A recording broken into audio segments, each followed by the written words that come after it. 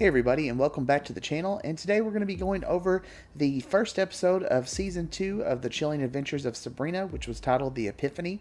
It is now airing on Netflix. And just to start it off, we have Sabrina waking up from a nightmare, and then she begins to get ready for school. She's changing her outfits, using her powers in the mirror, and I thought this was an interesting little nod to the original series that aired on ABC, because if I'm not mistaken, I think that's kind of what the credits were like from what I remember.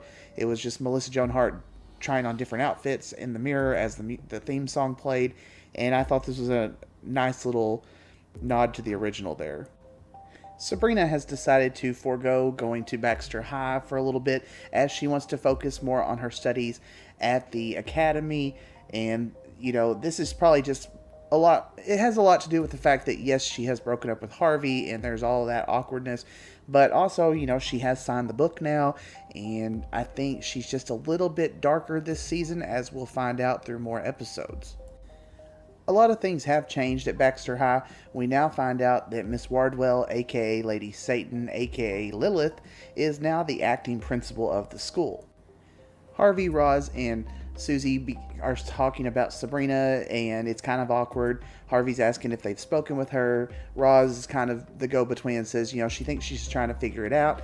Then they talk about the basketball team and how they're having tryouts. Harvey's going to try out for the team, and Susie says she wants to try out for the team. And apparently, although we never know what year this show is actually set in, Roz makes a comment about how there's only a boys team because apparently, I guess, girls basketball is not a thing there. I don't know. I've never heard of that, but okay.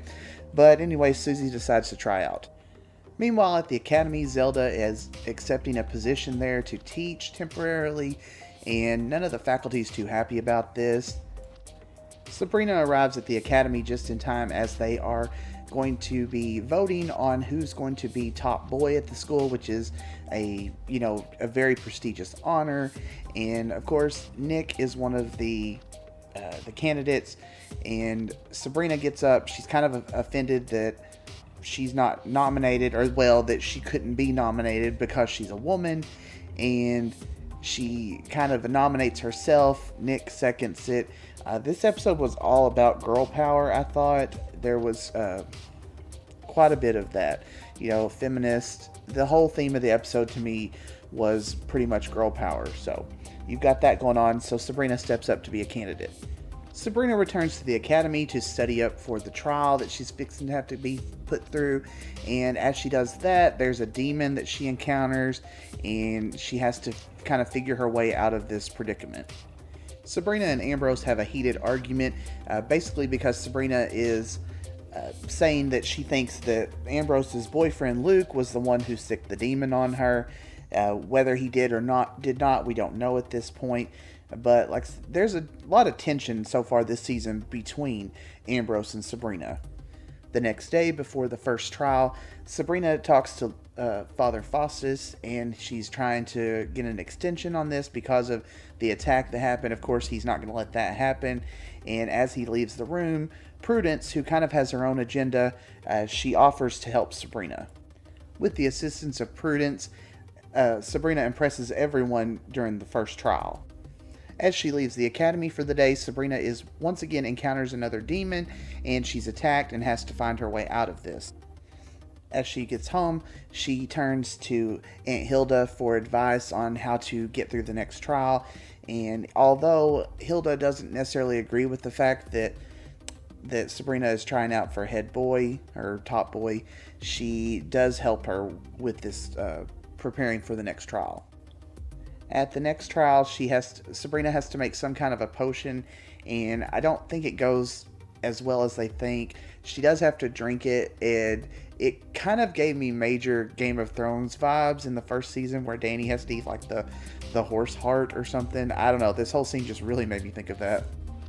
At Baxter High, Susie's having to try out for the basketball team, and Sabrina shows up kind of without anyone really seeing her, and she helps Susie kind of land the audition for the basketball team. She just kind of helps her score, and I would have been more impressed with this storyline if Susie had actually been good at this, but I don't know if it was nerves. I don't know what, but she didn't appear to be just all that great at it. And I thought this kind of took away from the feminist vibe of the episode, just thinking that Susie would be just as good as anybody else.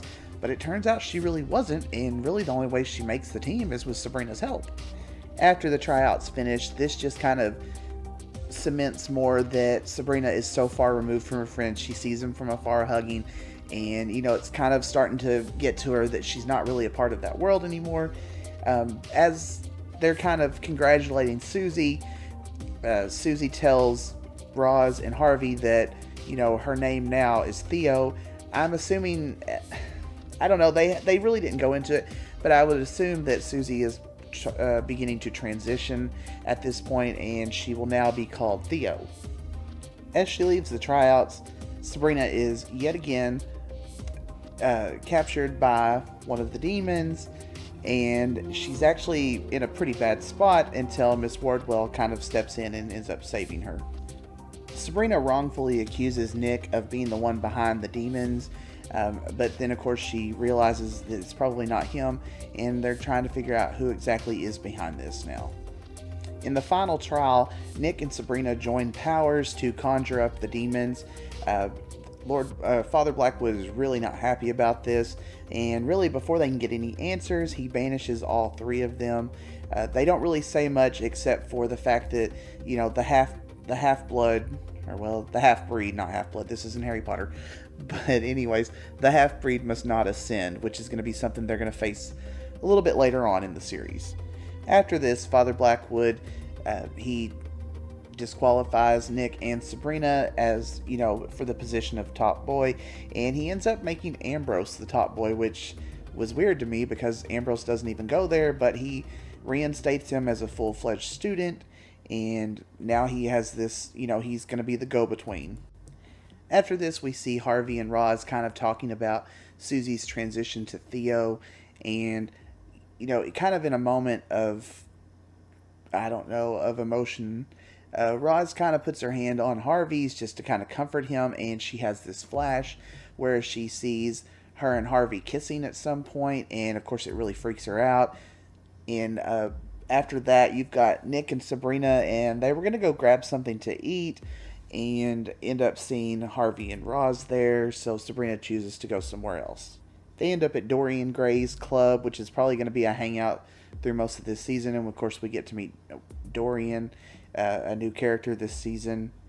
As we end the episode, Miss Wardwell summons Satan to her, and she's obviously very threatened from Sabrina, and this is really kind of one of the first times we do see the Dark Lord this season. We will see him many more times, and this is just kind of how the episode ends. She's very concerned about Sabrina and his ultimate plans for her. So anyways, that's how we end the episode, and from here we'll go ahead and go on into the second one in another vid. So far, I am really enjoying this season. It's a lot darker than the first one. I feel like it's a lot more intriguing than last season, and I'm just really enjoying it. So I encourage you to give it a look if you're at all interested, or if you liked last season. So anyways, we're going to leave this one here. Stay tuned for the next recap that we'll be doing next, and we'll put it up on the channel just as soon as we can. Have a good one.